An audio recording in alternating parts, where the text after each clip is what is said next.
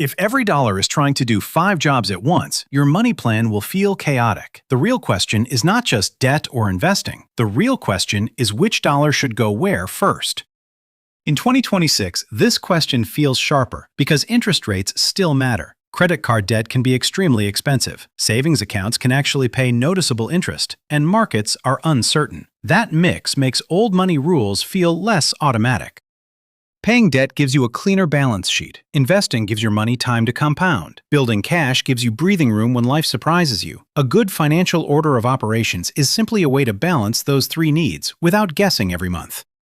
There is no single perfect order for everyone. A person with a stable job, no dependents, and low-interest debt has a different answer than a parent with variable income and a credit card balance. The order is a framework, not a commandment.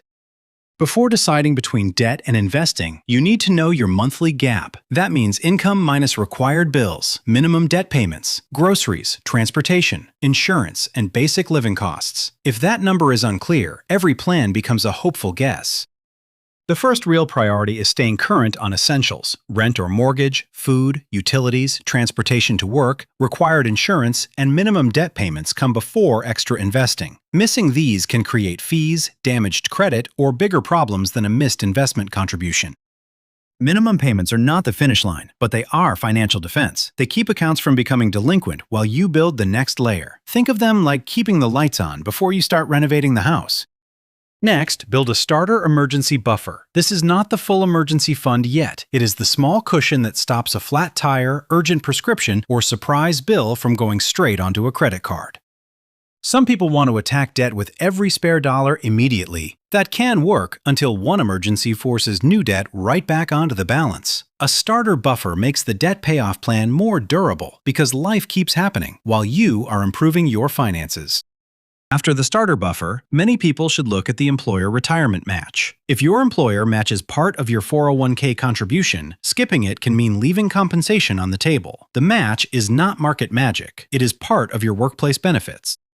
This is why employer match often comes before extra payments on moderate debt. If you contribute enough to receive the full match, you may get an immediate boost before market returns even enter the discussion. The exact value depends on your plan, vesting rules, and paycheck setup.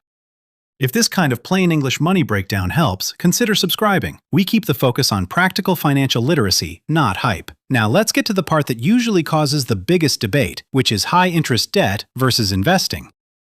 High-interest consumer debt usually deserves urgent attention. Credit cards and some personal loans can charge rates that are hard for normal investments to consistently beat after risk. Paying them down is like removing a heavy leak from your financial system. When you pay extra on a debt, you avoid future interest. If the debt charges 22%, every dollar that reduces the balance avoids that cost. Unlike investing, that benefit does not depend on a good market year. Investing can build wealth over long periods, but annual returns are uncertain. Some years are great, some years are flat or negative. That is why comparing a risky possible return against a guaranteed high interest cost is not an even comparison. A practical approach is to group debts by interest rate. Very high interest debt is usually a fire. Medium interest debt is a judgment call. Low fixed rate debt may be something you pay steadily while investing elsewhere, depending on your risk tolerance and goals. High does not need an exact universal number, but credit card debt usually belongs there. If the rate feels painful, grows quickly, and is not tied to a useful asset, it is probably high priority. The higher the rate, the more powerful extra payments become. The debt avalanche method pays minimums on everything, then attacks the highest interest rate first. Mathematically, this usually saves the most interest. It works best for people who can stay motivated by knowing the numbers are moving in their favor. The debt snowball method attacks the smallest balance first, even if it is not the highest rate. It may cost more interest, but it can create quick wins. For some people, the best method is the one they will actually stick with.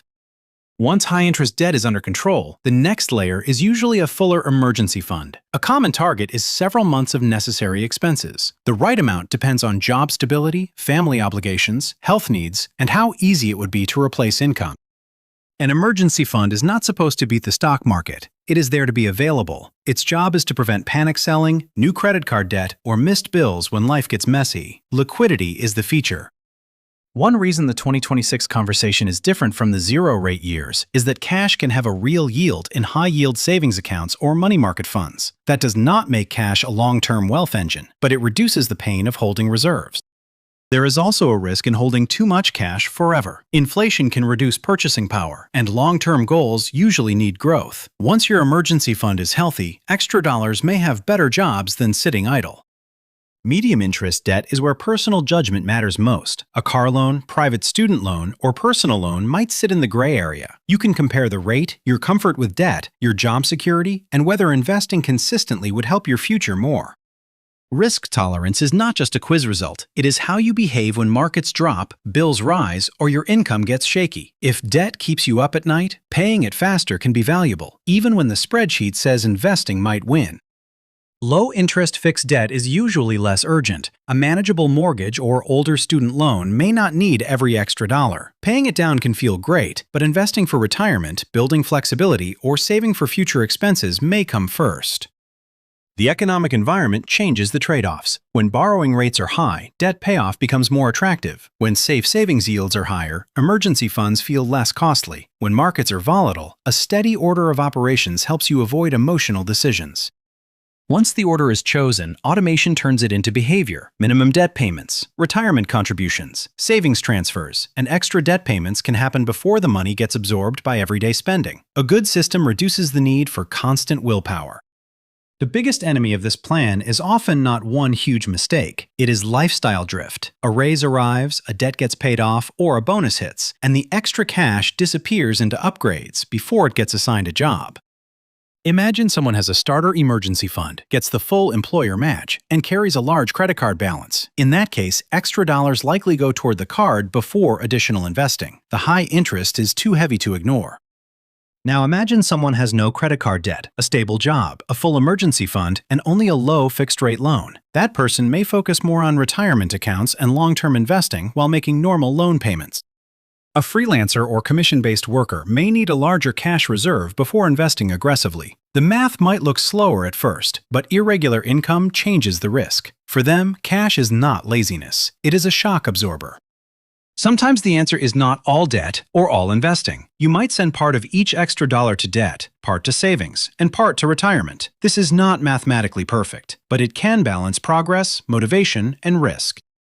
One common mistake is investing while ignoring dangerous debt. If a balance is growing faster than you can reasonably expect investments to help, the portfolio may feel productive, while the net worth picture quietly gets worse.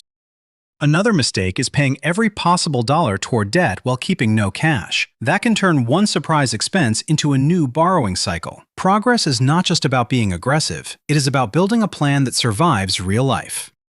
A third mistake is treating retirement contributions as optional forever. Pausing investing briefly to handle a crisis can make sense, but if the pause becomes permanent, you lose years of compounding that are difficult to replace later. Your order of operations should be reviewed when rates change, income changes, family needs change, or debt balances change. What was smart 2 years ago may not be the best next step today. A money plan should be stable, but not frozen. Here is the simple version. Cover essentials and minimums, build a starter buffer, capture employer match if available, attack high-interest debt, build a fuller emergency fund. Then balance investing, medium debt, low-interest debt, and future goals based on your risk and life situation.